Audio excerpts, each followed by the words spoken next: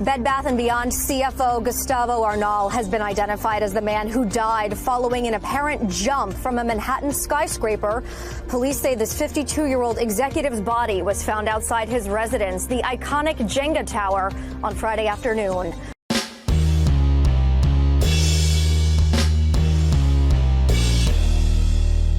How's everybody doing? My name is Anthony Brian Logan, and today we got to talk about what you just saw, which was news of Bed Bath & Beyond's Chief Financial Officer, Gustavo Arnal, jumping from the 18th story of the skyscraper where he lived in New York City, the Jenga Tower.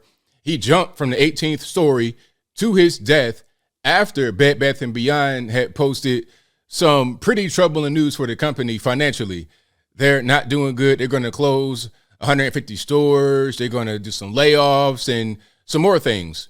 Why are they doing these things? Well, it could be in part because of Gustavo Arnal. Just in part, he's not the only reason, but he's part of it, and that's probably why he committed suicide. Let's back up a little bit. So Bed Bath & Beyond, if you don't know, they sell home goods, bed sheets, towels, that type of stuff, right? Home mats for your entrance, kitchenware, that kind of thing. That's what they sell at Bed Bath & Beyond. They have physical locations you can buy online. It's a retailer. And a lot of retailers are suffering because of Amazon, and you can go to Walmart and Target and buy a lot of the same things that you can buy at Bed Bath & Beyond. Why about to go to Bed Bath & Beyond specifically when I could buy some of that same stuff in Target, or just go to my web browser or go on my phone, type up Amazon.com and get what I need from right there, delivered straight to my house in a day or two. So a lot of retailers have been suffering for quite a long time, and Bed Bath & Beyond was not exempt from this. Now, Gustavo Arnal's job as a chief financial officer is to make sure the company's doing well financially. But what he did looks like some greedy stuff, and that's probably why he offed himself. And sorry for being insensitive, but once you read what happened, you understand why I'm talking like that. Here's an article we're going to just skim through a little bit, and I'll link to it in the box.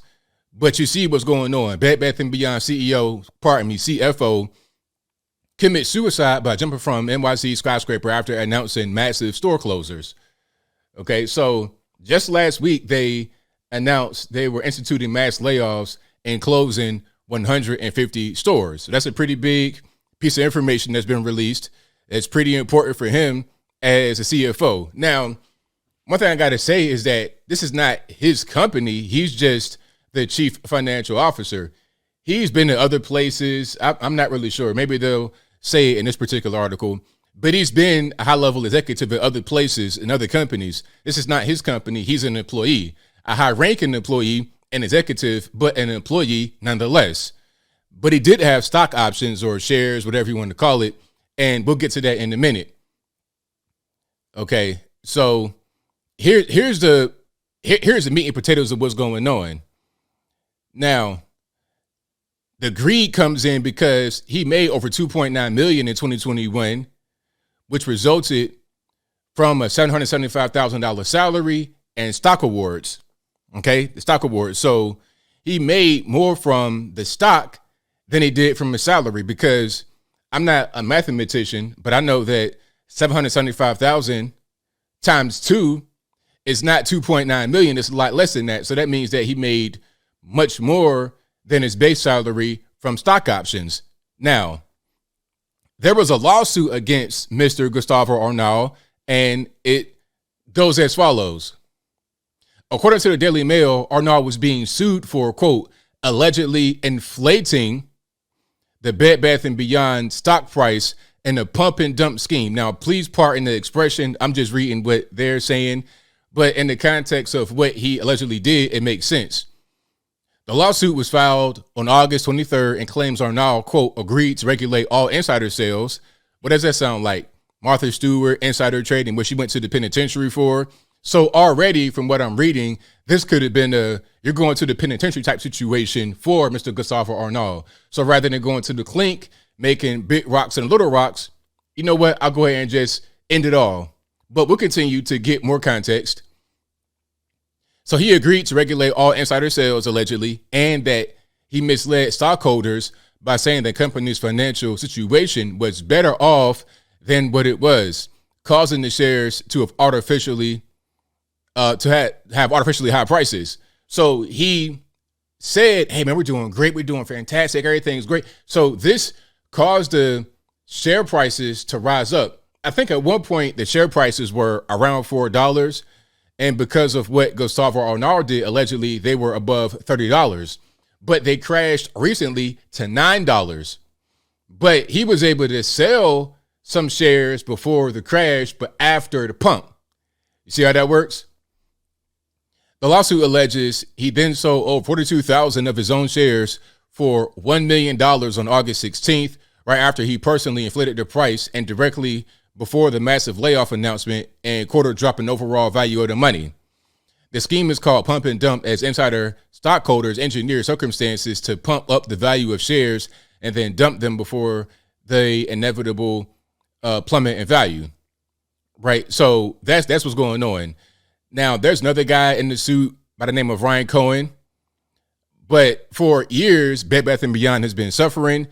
And this appears to be something that Gustavo Arnal and Ryan Cohen did to take advantage of a dying animal on the side of the road. That's what that was. I'll link to this article in the description. But yeah, so Gustavo Arnal committed suicide, jumped from the top. There's no footage of it. Maybe you can find footage of them taking him out in the body bag, but that body bag's totally covered up. You're not going to be able to see anything. It's probably not much to see. I mean, if you jump from an 18th story of a building and you just collide with the pavement on the ground, it's probably not going to be too pretty. So I doubt you want to see something like that, even if you could. But as I close, I want to say this. I don't think the reason why he committed suicide is because the company was doing poorly. I don't think, because some people may see this headline and think that it was his company, and because the company was doing poorly, then he just couldn't take it and he wanted to end his life. I don't think that's what's going on. He committed suicide, left his wife behind, his 2 grown daughters, because he probably was going to go to the penitentiary due to the whole pump and dump scheme. Okay, insider trading, that right there is a charge. That's the Martha Stewart situation. She went to the penitentiary for that. So if Martha Stewart went, you're going to go as well.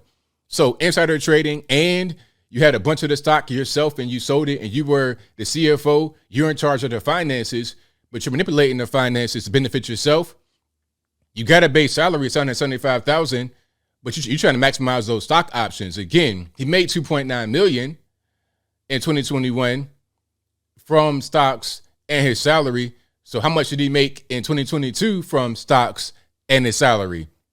So all of that was catching up with him. I'm not really sure why he would do something like this, because if you are a financial guy to the point where you're able to be at different companies working in that same kind of role, I think you would know the law a little bit, and you would know that things like this aren't tolerated, and they're going to get you the SEC and the federales. They're going to be up your hind parts. They're not going to allow you to go forward with this.